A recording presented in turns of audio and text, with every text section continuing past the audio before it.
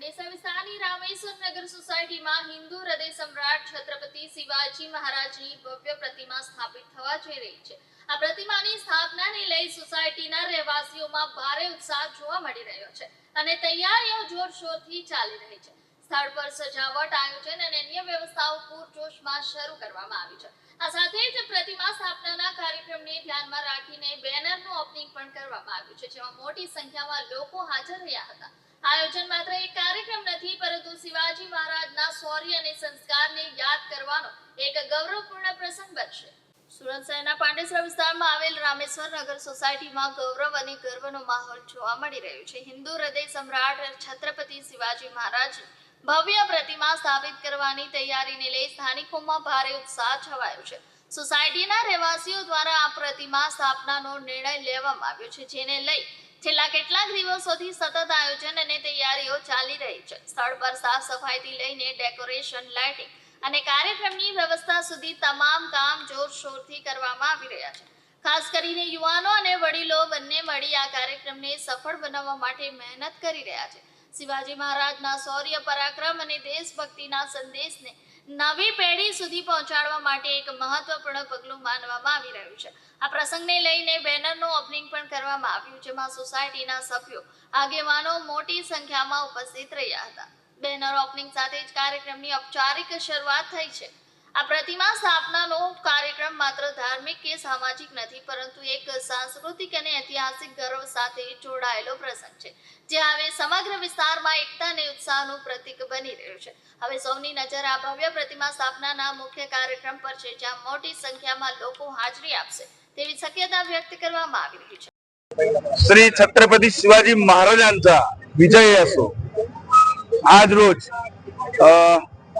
અમે આજે અહીંયા બધા ઉપસ્થિત રહેલા છે અને આવનારી 1 તારીખે શ્રી શિવ ભવાની તીર્થ દ્વારા બહુ મોટું આયોજન કરવામાં આવ્યું છે રામેશ્વર નગરમાં।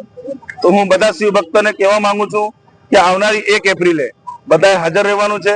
બહુ ભવ્ય શોભાયાત્રા છે અને ભવ્યથી દિવ્ય થવાની છે। આ શોભાયાત્રામાં મહારાષ્ટ્રના એકદમ પ્રસિદ્ધ બેન્ડ સાઈ મસાવત, એને બધા જ જાણે જ છે, એ પણ અહીંયા આવવાના છે। એ સાથે સાથે સંભાજી મહારાજનું જીવન પ્રસારણ એ બી આ શોભાયાત્રામાં થવાનું છે અને નાની નાની છોકરીઓ દ્વારા તલવારબાજી અને લેઝિમ વગેરે આવી બહુ વસ્તુઓ આ પ્રોગ્રામમાં થવાની છે। એટલે કોઈ પણ આ પ્રોગ્રામને છોડતા નહીં અને બધાને હું વિનંતી કરું છું, જેને ખોટું લાગ્યું હોય એ વ્યક્તિએ પણ આ પ્રોગ્રામમાં આવવાનું છે, કેમ કે આ વ્યક્તિ જે બી આવશે એ મારા માટે નહીં, એ શિવાજી મહારાજ માટે આવશે। એટલે હું બધાને વિનંતી કરું છું કે આ શોભાયાત્રામાં તમે બધા જ જોડાઓ અને આ શોભાયાત્રાનો લાભ લો, કેમ કે આપણા મહારાજે આપણા માટે શું કર્યું છે એ બધા જ જાણે છે। એટલે મહારાજને જ લઈને બધાને જે બી રોગ રાસ જે બી હોય એ બધાએ આ વ્યક્તિએ આ વસ્તુ પર છોડી દેવાનું છે અને આ પ્રોગ્રામમાં બધાને આવવાનું છે, એ હું બધાને વિનંતી કરું છું। અને એના પછી આવનારી 3 તારીખે આપણા શિવાજી મહારાજ, શ્રી છત્રપતિ શિવાજી મહારાજ, આ તમે જગ્યા જોઈ શકો છો, અહીંયા પાછળ અમે સ્મારક બનાવ્યું છે।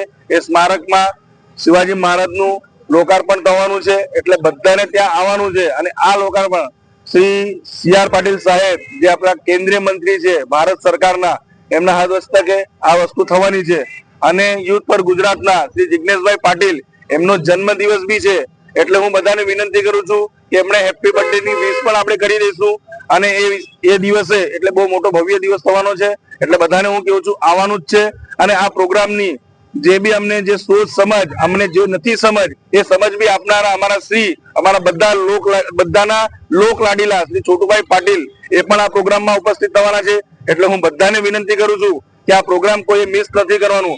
અને આજુ આ તો બધું થઈ જ ગયું, આ સિવાય આ પ્રોગ્રામમાં 3 તારીખે આપણા મહારાષ્ટ્રના પ્રસિદ્ધ વ્યાખ્યાનકાર નીતિન ભાડગુડે પાટીલ, એમને જોવા માટે લોકોની ભીડ ઉમટી પડે છે। એટલે એ પણ વ્યક્તિ સુરતમાં પહેલીવાર મહારાજના પ્રોગ્રામમાં આવવા માટે તૈયાર થયા છે। એટલે એમનો લાભ કોઈ છોડતા નહીં, એ વસ્તુ પણ તમે જોવા માટે આ પ્રોગ્રામમાં આવજો।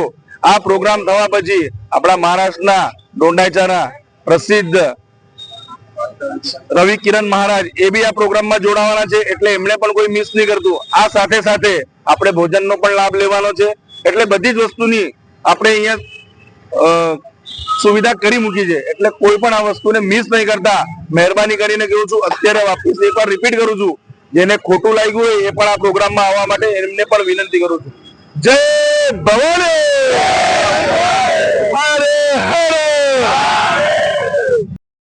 એટલે છત્રપતિ શિવાજી મહારાજ કી આવતી મહિનાની 1 તારીખે 1 તારીખે રામેશ્વર નગર છત્રપતિ શિવાજી માર્ગ પર આપણા છત્રપતિ શિવાજી મહારાજની મૂર્તિની ભવ્ય શોભાયાત્રા યોજવાની છે અને આવતી 3 તારીખે શિવાજી મહારાજની મૂર્તિનું લોકાર્પણ થવાનું છે. તો એ માટે સમાજના દરેક વ્યક્તિ, દરેક હિન્દુ ઉપસ્થિત રહેવું જોઈએ અને શોભાયાત્રાને ભવ્યથી ભવ્ય બનાવવાનું છે.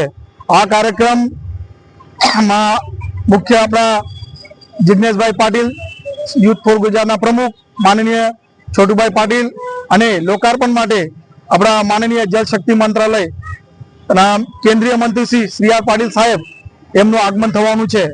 એથી શોભાયાત્રાને અને 3 તારીખના કાર્યક્રમને ભવ્ય રીતે ઉજવવાનું છે. આ કાર્યક્રમમાં દરેક ભાઈ બહેનો ઉપસ્થિત રહે એ બધાને વિનંતી છે.